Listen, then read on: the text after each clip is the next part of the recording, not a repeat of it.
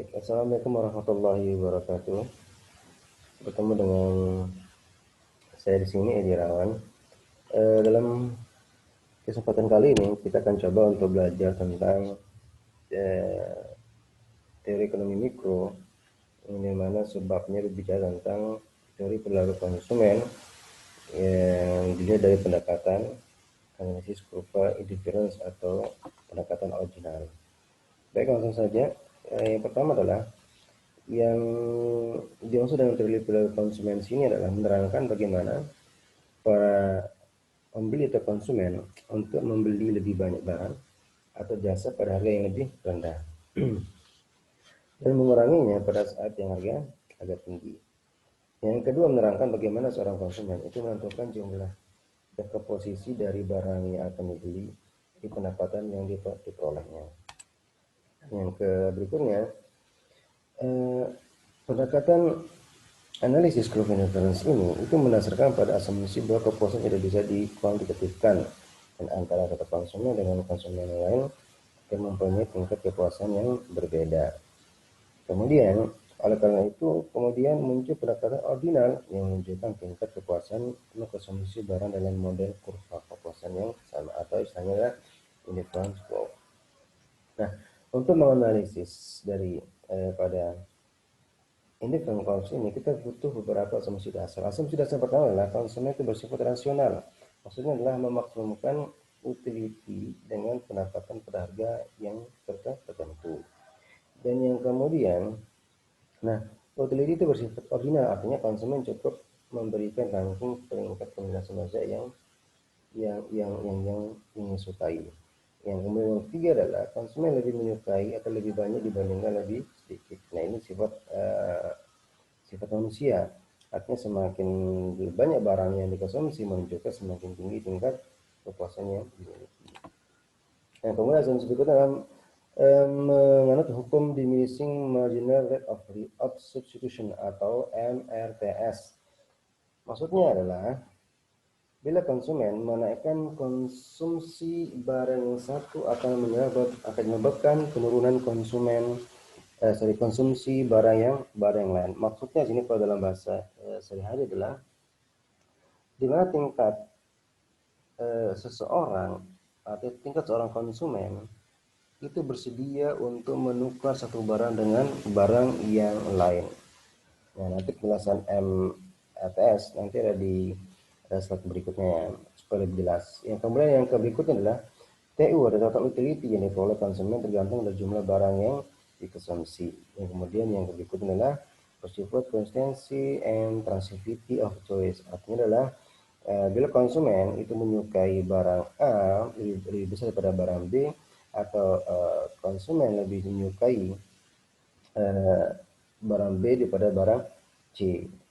Dan yang kemudian yang berikutnya adalah indifference curve ini itu sendiri adalah memiliki makna kurva yang menghubungkan titik-titik kombinasi dua macam barang yang dikonsumsi oleh seseorang pada tingkat kepuasan yang sama. Adapun ciri-cirinya yang pertama adalah begadang slop negatif, yang kemudian condong ke origin, kemudian tidak saling berpotongan, kemudian turun dari kiri ke atas, kanan bawah untuk kombinasi antara barang X dan Y. Artinya sini adalah semakin ke kanan atas atau menjadi titik origin, semakin tinggi tingkat kepuasannya. Nah, inilah merupakan bentuk dari curve indifference itu sendiri. Nah, kita lihat di sini adalah bahwa kalau kita menganalisisnya adalah ada dua titik A dan titik B. Di titik A ini menunjukkan bahwa kombinasi barang quantity Y dan quantity X untuk menghasilkan kepuasan yang sama dianalisis oleh IC atau indifference curve. Nah, di titik A ini menunjukkan bahwa konsumsi barang Y ini lebih besar daripada konsumsi barang X.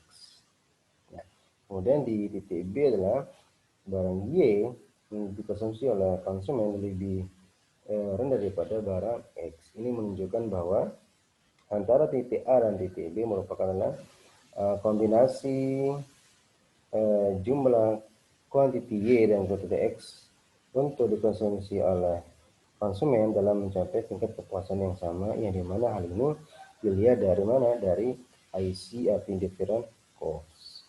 Oke, yang berikutnya adalah asumsi-asumsi model cost kurva indifference.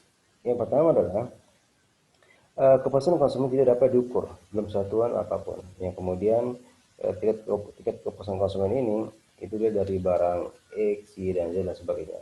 Kemudian untuk melihat keseimbangan kepuasan konsumen itu lihat dari MRS sendiri, yaitu marginal rate of substitution, di mana harga barang Y per harga barang X sama dengan marginal utility barang X per marginal utility barang Y. Yang kemudian adalah setiap konsumen untuk memaksimalkan kepuasannya harus tunduk pada namanya garis anggaran. Ya, ini merupakan adalah MRS itu tersendiri.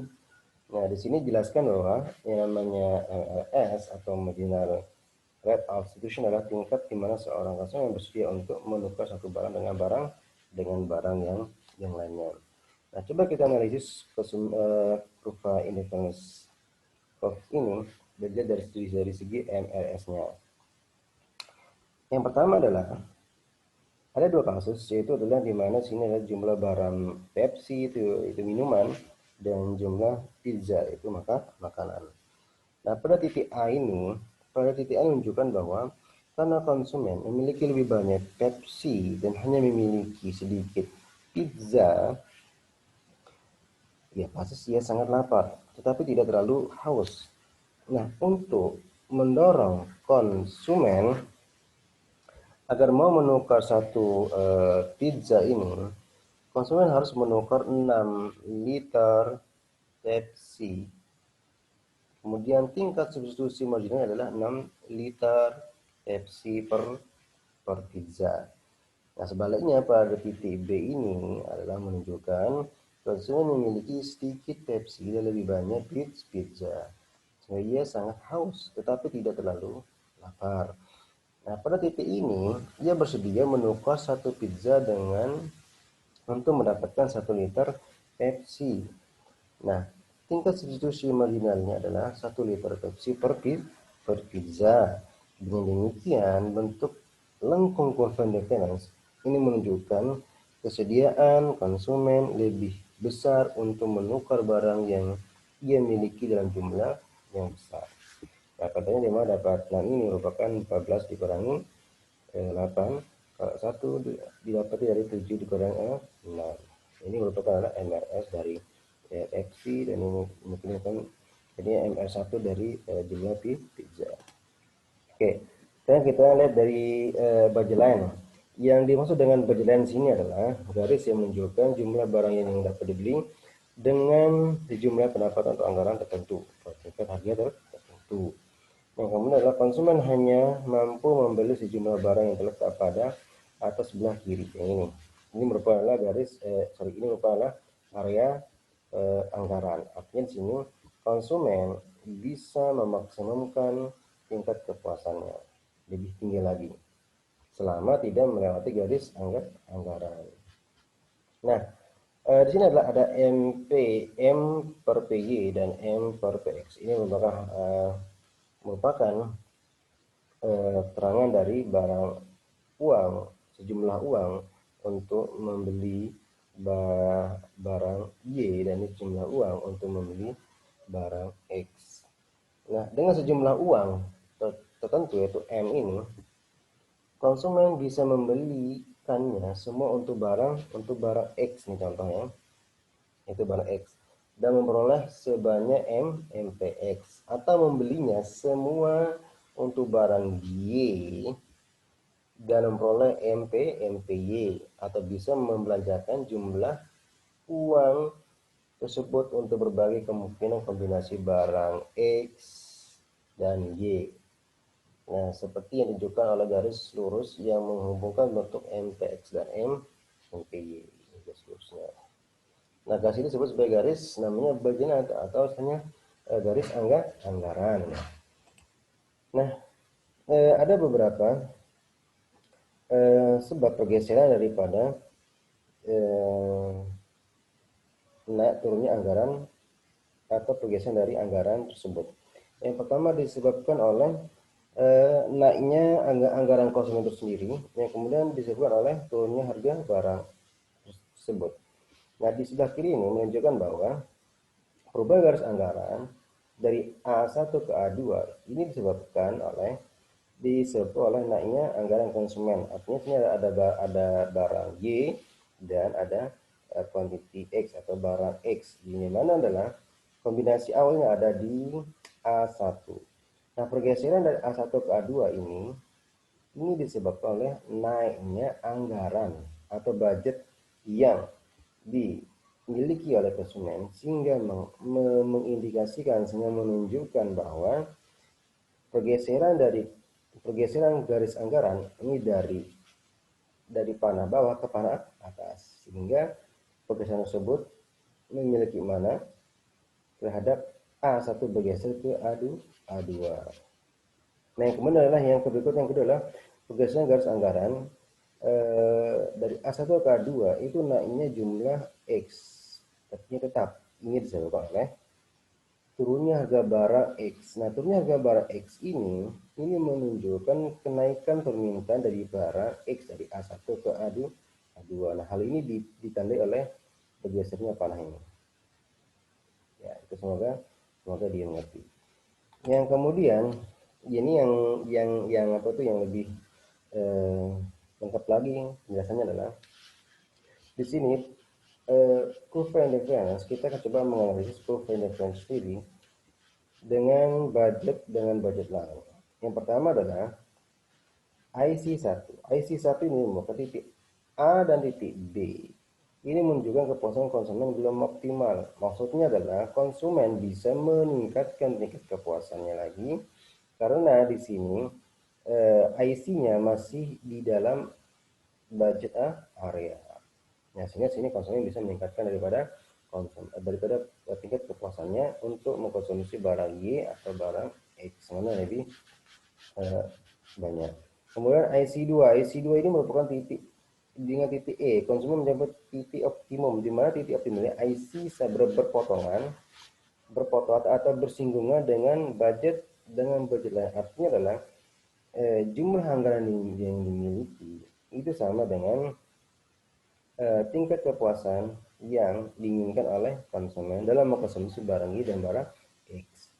Nah, titik D sini untuk IC3 ini mengindikasikan bahwa konsumen tidak mencukupi untuk memenuhi kebutuhan barang X dan Y. Karena kenapa? Ya jelas di sini adalah menjauhi titik atau melebihi dari anggaran. Nah, anggarannya hanya sampai E, sedangkan IC3-nya melebihi daripada anggaran. Atau bahasa seharinya adalah dia mau mengkonsumsi barang Y dan barang X tapi tidak punya uang, atau istilahnya adalah yang lebih benar lagi adalah dia tidak memiliki anggaran sama sekali untuk mengkonsumsi barang Y dan barang X. Ya, semoga mengerti. Itu merupakan penjelasan singkat terhadap pendekatan perilaku konsumen dari sisi analisis electoral cost. Baik, ini merupakan tugas, silakan dikerjakan dan bisa dikumpulkan via WA atau via email saya. Ya, mungkin ini dari saya, semoga bermanfaat. Saya akhiri, assalamualaikum warahmatullahi wabarakatuh.